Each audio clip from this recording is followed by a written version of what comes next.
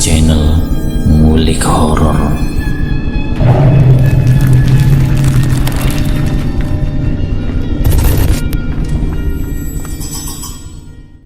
Assalamualaikum warahmatullahi wabarakatuh. Kembali lagi di channel Ngulik Horor. Channel ini menceritakan tentang kisah-kisah misteri. Pada kesempatan kali ini saya akan membawakan kisah misteri yang diambil dari YouTube-nya Ngulik Misteri dan ditulis oleh Edna Villa. Kalian juga dapat mengunjungi YouTube-nya Ngulik Misteri ya. Nanti link saya akan sediakan di kolom deskripsinya. Oh ya, di dalam cerita ini nama dan tempatnya disamarkan semua ya, untuk menjaga privasi pihak yang terlibat di dalamnya.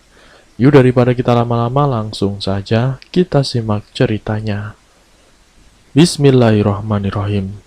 Kali ini saya akan membawakan kisah misteri yang berjudul Dinas PNS di Pelosok Sunda. Ada satu kisah yang datangnya dari salah satu adat di Pasundan. Salah satunya yaitu tentang pelet Jangjawokan yang dikenal di tanah Pasundan. Awal ceritanya ada salah satu pegawai negeri yang baru saja dinas di salah satu pelosok desa di tanah Pasundan. Tapi ada salah satu pihak yang tidak mempercayai dengan adat ataupun hal mistis, apalagi tentang guna-guna. Karena ketidakpercayaannya inilah yang membuat petaka bagi dirinya dan juga sang istri. Sebut saja namanya Joko. Joko ini sebagai guru PNS dan juga istrinya yaitu Sari. Mereka baru menikah beberapa bulan yang lalu. Ketika Joko diangkat menjadi PNS dan ditugaskan di salah satu pelosok desa di tanah Pasundan, dia meminta izin kepada salah satu kepala desa setempat. Ia meminta izin bahwa dirinya ditugaskan di desa ini untuk mengajar anak-anak yang masih sekolah dasar. Setelah meminta izin, Joko ditunjukkan rumah dinas oleh kepala desa setempat, dan tidak berselang lama mereka pun tinggal di rumah dinas itu, yang ternyata rumah dinas yang dihuni oleh Joko dan istrinya. Menurut cerita yang beredar beberapa tahun yang lalu, di rumah itu ada satu kejadian pembunuhan yang dilakukan oleh asisten rumah tangga terhadap anak dari sepasang suami istri yang dinas di desa tersebut. Pembunuhan itu terjadi ketika orang tuanya sibuk bekerja dan anaknya yang ditinggalkan rewel terus-menerus. Inilah yang membuat kesabaran asisten rumah tangga ini habis. Sampai akhirnya membungkam mulut anak itu karena terlalu rewel, sehingga tidak bisa bernafas dan berujung kematian. Untuk menghilangkan jejak, jasad anak itu dilempar di salah satu sumur di tempat rumah dinas tersebut, dan asisten rumah tangga itu pun kabur. Tapi alhasil kemanapun pembunuh itu kabur, akhirnya tertangkap juga. Dia mengakui kalau dirinya itu telah membunuh anak dari sepasang suami istri itu. Semenjak kejadian pembunuhan itu, rumah dinas itu tidak lagi dihuni. Ada beberapa kali orang yang datang dan tidak pernah bertahan lama singgah di rumah tersebut. Hanya menempati beberapa bulan saja. Tapi yang paling kuat itu ada salah satu guru yang singgah di rumah dinas itu cukup lama.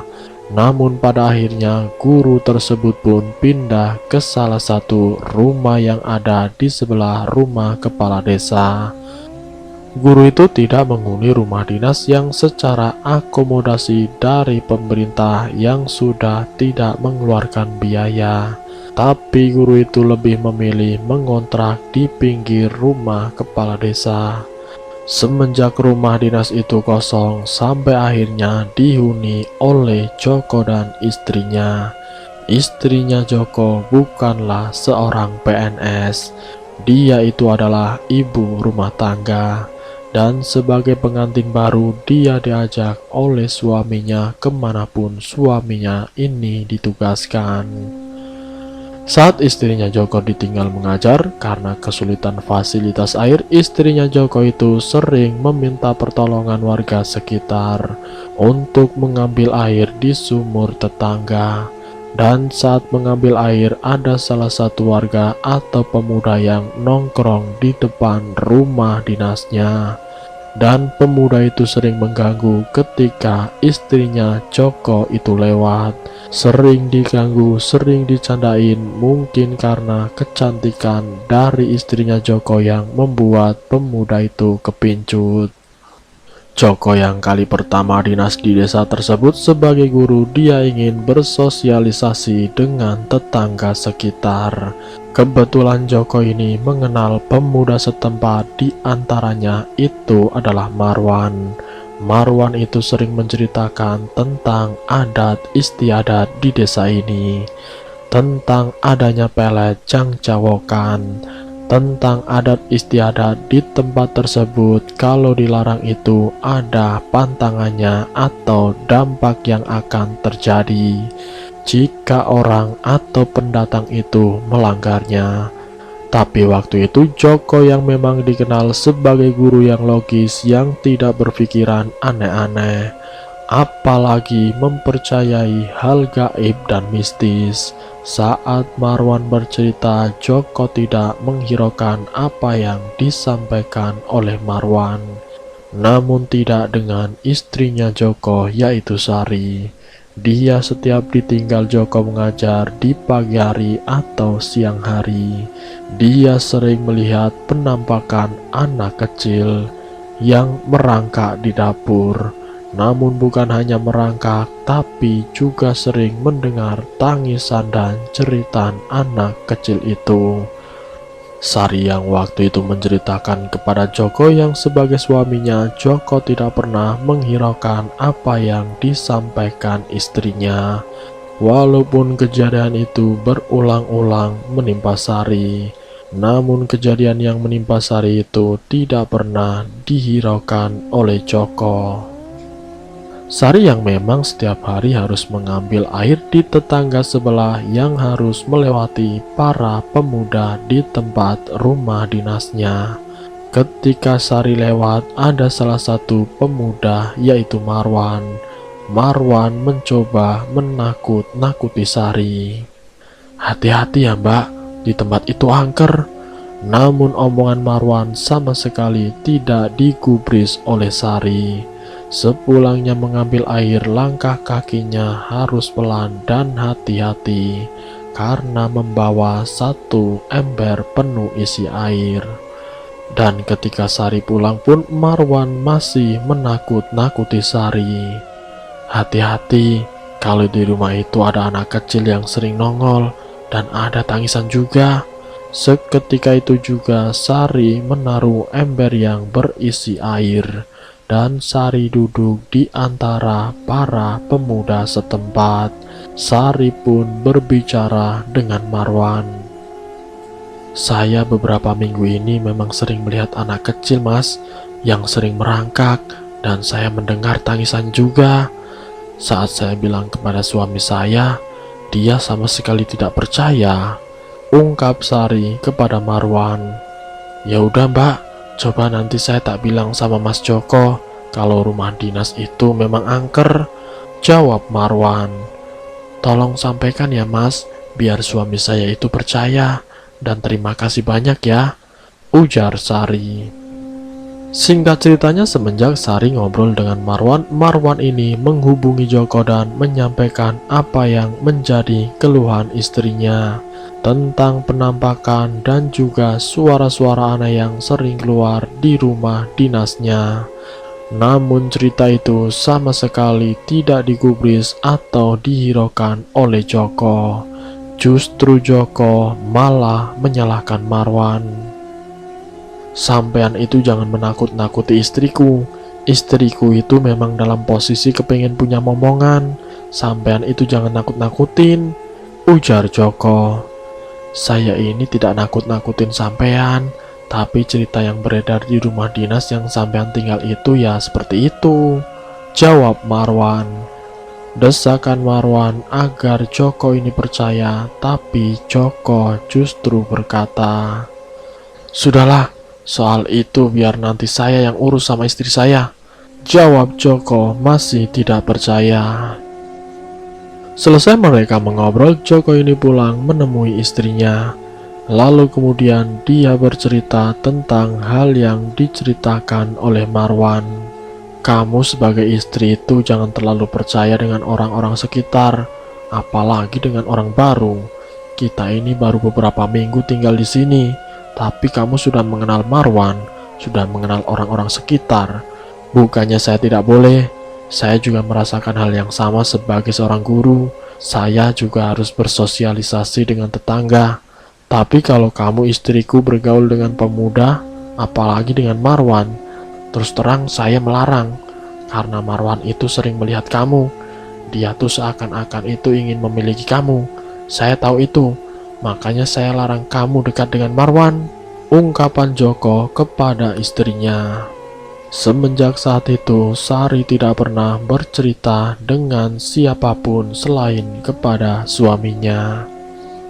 Ketika Sari digoda dan diganggu, Sari tidak pernah menghiraukan candaan atau gangguan yang dilontarkan oleh Marwan dan teman-temannya. Jika Sari mengambil air, Sari langsung pulang ke rumah dinasnya. Langsung ditutup pintunya, walaupun Marwan seringkali datang dengan maksud untuk berkenalan, bersilaturahmi, dan sebagainya. Tapi tidak pernah dibukakan pintu oleh Sari, karena memang Joko sebagai suaminya melarang Sari berdekatan dengan pemuda yang ada di sekitar rumah dinasnya. Marwan yang merasa diacukan oleh Sari, Marwan mencoba dengan salah satu cara, yaitu dengan menggunakan media pelet yang dinamakan pelet Jangjawokan, yang dikenal di salah satu desa pelosok yang dampaknya itu, kalau tidak ada yang meninggal dari salah satunya, pasti bisa berakibat perceraian. Dan kalau tidak kesampaian, wanita tersebut bisa menjadi gila. Ketika suaminya Sari sedang melakukan rapat yang memang diketahui oleh Marwan kalau Joko akan melangsungkan rapat, dan istrinya yang sering mengeluh ketakutan, sering mengeluh hal-hal mistis, hal-hal gaib yang Joko ini tidak percaya sama sekali. Joko pun meminta beberapa pemuda termasuk dengan Marwan untuk duduk di depan di rumah dinas yang ditempati istrinya dan diberikan biaya untuk rokok, untuk ngopi, dan untuk makan. Para pemuda disuruh duduk untuk menjaga istrinya agar istrinya tidak ketakutan selama Joko ini rapat di luar kota. Karena rapat sebagai guru mungkin ada rapat bulanan yang harus dihadiri. Dan waktu itulah kesempatan Marwan untuk melakukan ritual untuk bisa mendapatkan Sari, istrinya Joko. Marwan melakukan itu tanpa diketahui oleh Joko dan juga teman-temannya yang disuruh untuk menjaga rumah dinas yang dihuni oleh Joko dan juga Sari. Esok harinya mereka ini duduk sambil mengobrol kurang lebih jam setengah 10 malam sampai Joko ini pulang.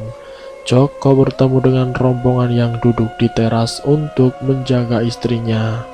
Joko mengucapkan terima kasih kepada rombongan yang duduk di situ, dan setelah itu mereka pergi meninggalkan tempat yang dihuni oleh Joko. Sari yang sudah menunggu kedatangan suaminya langsung dibukakan pintunya karena dia mengetahui suara suaminya ada di luar. Ketika dibuka pintu rumahnya, Sari langsung saja memeluk Joko.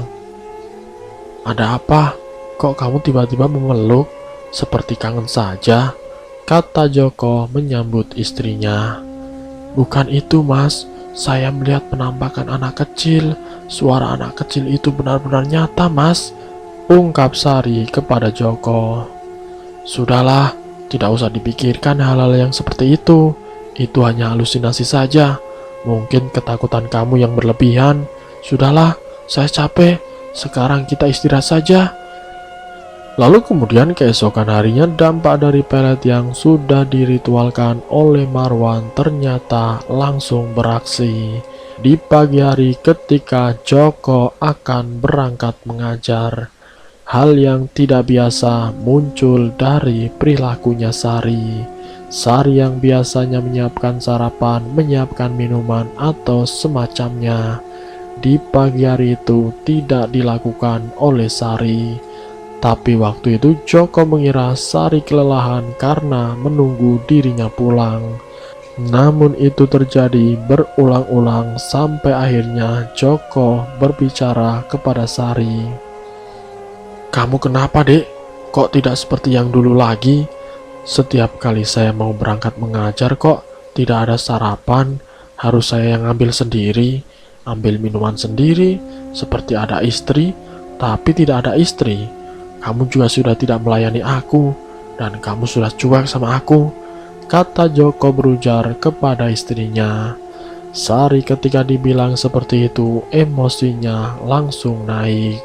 Sari langsung marah-marah kepada Joko, seolah-olah ada yang merasuki tubuhnya Sari.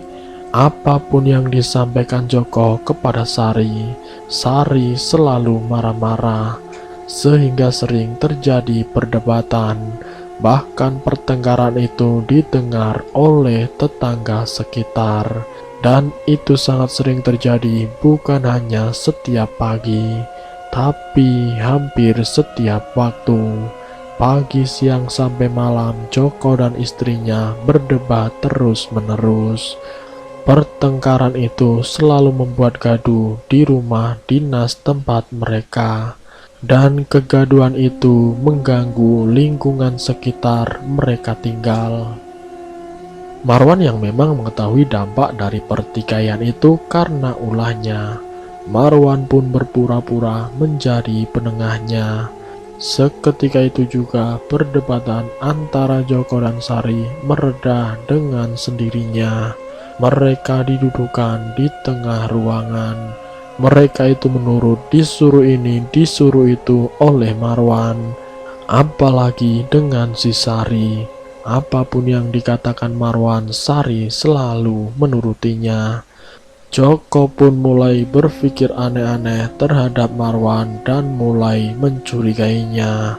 Selepas Marwan dan lainnya meninggalkan Joko dan istrinya. "Kamu itu kenapa? Kenapa segala ucapan yang keluar dari mulutnya Marwan kamu turuti? Sedang saya sebagai suamimu mendengarkan saja kamu tidak mau."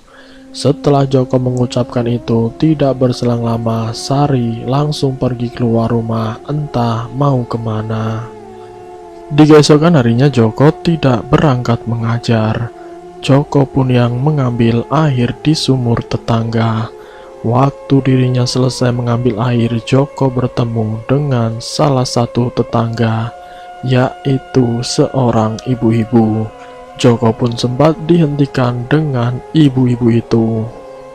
"Pak Joko, mohon maaf kalau saya melihat istri Bapak yang akhir-akhir ini sepertinya berperilaku aneh, dan bahkan saya sebagai tetangga ini sering mendengar perdebatan antara Bapak dan Ibu. Sekali lagi saya mohon maaf ya Pak," kata ibu itu. "Iya, kenapa Bu? Ngomong saja," kata Joko. "Istri Bapak itu mungkin terkena salah satu pelet yang sangat berbahaya, yaitu pelet jangcawokan, yang bisa mengakibatkan orang yang terkena itu bisa menjadi gila.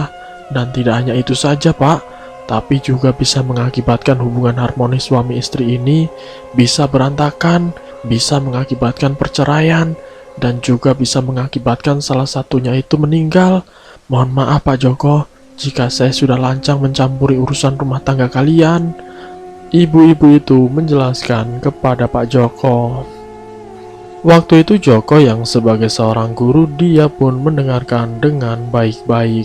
Karena tidak mungkin juga dia meninggalkan orang yang sedang mengobrol, orang yang sedang bercerita. didengarkan baik-baik apa yang disampaikan oleh ibu-ibu itu. Tapi dibalik dia mendengarkan, sekali lagi Joko ini adalah orang yang sama sekali tidak mempercayai hal-hal gaib ataupun mistis. Terima kasih masukannya, Bu. Nanti biar saya tangani istri saya. Saya pamit dulu ya, Bu. Joko berpamitan dengan air yang sudah penuh dibawa kembali ke rumah dinas tempat ia tinggal. Sesampainya di depan pintu, istrinya itu langsung marah-marah kepada Joko. "Kemana saja kamu? Ambil air saja lama sekali." Itu yang Joko alami setiap hari harus menghadapi perilaku istrinya. Joko benar-benar sangat kesal karena setiap kali perilaku ataupun perkataan yang dilakukan Joko pasti berujung pertengkaran, dan itu berlalu sampai berbulan-bulan, yang membuat Joko ini merasakan kesabarannya habis karena perilaku aneh istrinya yang hampir seperti orang gila. Antara percaya dan tidak, Joko sempat memikirkan dan merenung apakah benar omongan ibu-ibu itu kalau istriku ini terkena pelet cangcawokan. Karena keadaan istrinya yang semakin parah dengan perilakunya yang aneh seperti orang gila, Joko meminta untuk pindah dari tempat dinas itu. Joko meminta untuk pulang lagi ke kota tempat dulu dia tinggal, karena melihat kondisi istrinya tidak memungkinkan untuk tinggal di rumah dinas itu lagi. Apalagi jika dia berangkat bekerja, tidak mungkin meninggalkan istrinya dalam kondisi yang setengah gila itu. Singkatnya, setelah sampai di kota, Joko melihat kondisi istrinya yang semakin parah. Percaya dan tidaknya, Joko akhirnya meminta bantuan kepada salah satu praktisi. Karena hasil dari dokter ketika dia pulang ke kota tidak ada hasil yang signifikan, tidak ada perkembangan yang membuat istrinya itu bisa berubah secara perilaku. Dan dokter pun mengatakan jika istrinya ini harus dirawat di rumah sakit jiwa. Joko yang tidak terima istrinya yang harus ditinggalkan di rombongan orang-orang gila. Karena keadaan itulah Joko akhirnya memanggil seorang praktisi yang juga kebetulan ia adalah seorang ustadz. Setelah praktisi datang, diceritakan bagaimana kehidupan Joko dulu di salah satu tanah Pasunda yang mendapati perilaku istrinya yang aneh. Diceritakan semuanya dari awal sampai hampir 5 bulan Joko dan istrinya tinggal di rumah dinas yang ada di pelosok desa. Hasil dari obrolan ini, Pak Ustadz memberikan saran atau masukan kepada Joko. "Mohon maaf Pak Joko, kalau di dalam tubuhnya istrinya Bapak itu ada beberapa sosok, bahkan sangat banyak sosok gaib yang menghuni di tubuh istri sampean," jelas praktisi itu. Joko yang mendengar perkataan dari Pak Ustadz masih tidak percaya. "Tidak mungkin seperti itu Pak," jawab Joko. "Percaya dan tidaknya, dunia ini diciptakan ada 2 alam, dan kamu harus meyakini itu, antara alam nyata dan juga alam gaib." Joko pun dinasehati seperti itu oleh Pak Ustadz, dan dia akhirnya mulai percaya. "Ya Pak Ustadz, pokoknya saya minta tolong sama Pak Ustadz agar istri saya itu benar-benar bisa kembali normal dan juga sehat seperti istri yang saya kenal sebelumnya," rengek Joko. "Akan saya bantu kalau yang kuasa mengizinkan. Mungkin ini bisa sampai berbulan-bulan istrimu bisa sembuh," jawab Pak Ustadz. Setiap hari, setiap waktu Pak Ustadz datang ke tempat tinggalnya Joko. Lambat laun perubahan kondisi kejiwaan istrinya Joko mulai membaik. Dalam proses penyembuhan ini, Joko juga sempat menanyakan kepada Pak Ustadz, "Sebenarnya apa yang terjadi dan apa yang membuat istri saya seperti itu Pak?" tanya Joko kepada Pak Ustadz. Istrinya Pak Joko itu terkena salah satu ilmu hitam atau ilmu barat yang sangat ampuh dan susah diobati. Ilmu hitam ini bernama pelet cangcawokan, dan ini pun butuh proses yang sangat lama, tidak hanya 1 atau 2 hari, tapi butuh waktu berbulan-bulan untuk menyembuhkan kejiwaan dari pengaruh pelet jangcawokan. Jelas Pak Ustadz, pokoknya sembuhkan istri saya Pak. Kalau boleh tahu sebenarnya ini ulah siapa? Tanya Joko yang akhirnya penasaran. Dan dari hasil dari apa yang dilakukan praktisi itu mengarah kepada salah satu ciri-ciri yang Pak Ustadz ini tidak tahu namanya. Ciri-ciri tubuhnya disebutkan satu persatu. Joko mendengar apa yang disampaikan oleh praktisi dengan ciri-ciri tersebut. Joko pun akhirnya mengarah ke salah satu orang, yaitu adalah Marwan. Pak, kalau kiranya istriku sudah sembuh, bisa tidak Pak, apa yang sudah dilakukan orang tersebut dikembalikan ke orangnya? Pinta Joko. Ya bisa-bisa saja, tapi kalau memang Tuhan menghendaki, jawab praktisi tersebut. Joko yang berharap apa yang sudah ditanamkan, apa yang sudah dilakukan orang itu terhadap istrinya, semoga orang itu mengalami hal yang sama. Joko yang melihat kesembuhan istrinya yang berangsur-angsur pulih membaik secara kejiwaannya, tanpa sepengetahuan Sari, tanpa sepengetahuan praktisi dan orang tuanya. Joko kembali ke pelosok desa tempat dulu dia mengajar. Joko ingin tahu siapa sebenarnya orang yang pernah melakukan hal sekeji itu terhadap istrinya. Sesampainya Joko di sana, Joko pun menemui ibu-ibu yang dulu pernah sempat menceritakan dengan ciri-ciri yang dialami istrinya. Joko datang ke sana, dia datang mencari tahu siapa orang yang sudah menggunakan ilmu pelet jangcawokan.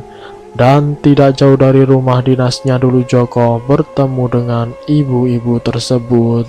Ibu-ibu ini menceritakan kalau di antara para pemuda di sini yang sering nongkrong yang tidak jauh dari rumah ibunya tinggal ada satu nama, yaitu Marwan yang berperilaku sama seperti Sari dulu. Joko yang mendapatkan informasi tersebut, dia pun langsung mengunjungi Marwan ingin mengetahui apakah benar yang Marwan lakukan. Yang Marwan alami itu sama seperti istrinya dulu. Tanpa sepengetahuan Marwan, Joko yang ada di dekatnya mendengarkan perkataan Marwan. Marwan selalu menyebutkan nama istrinya Joko. Sari, Sari, di mana kamu Sari? Sembari membuang batu dan lari-lari di sekeliling rumahnya. Joko menyaksikan sendiri bagaimana Marwan seperti orang gila, seperti orang yang sedang kasmaran yang sangat berlebihan dengan memanggil-manggil nama istrinya Joko. Semenjak saat itu kondisi Marwan yang memang sudah gila dan juga menyebutkan nama istrinya Joko. Dan dari hasil kesaksian Joko sendiri akhirnya terjawab siapa yang sudah memelet istrinya Joko. Dan semenjak saat itu pun Joko ini percaya bahwa hal gaib itu benar-benar nyata. Dan dia meyakini sepenuhnya bahwa dunia ini benar-benar tidak hanya berdasarkan dari akal logika saja. Dan selesai. Semoga dari cerita ini bisa memberikan wawasan dan pengetahuan untuk kita semua. Ambil sisi baik dan positifnya saja. Ambil hikmah dari setiap cerita yang saya sampaikan. Semoga kisah ini bisa menjadikan pembelajaran untuk kita semua. Terima kasih untuk kalian yang sudah mampir di channel kami. Jangan lupa tekan tombol like, share, dan komen. Tekan subscribe untuk mengikuti video-video kami yang selanjutnya. Wassalamualaikum warahmatullahi wabarakatuh.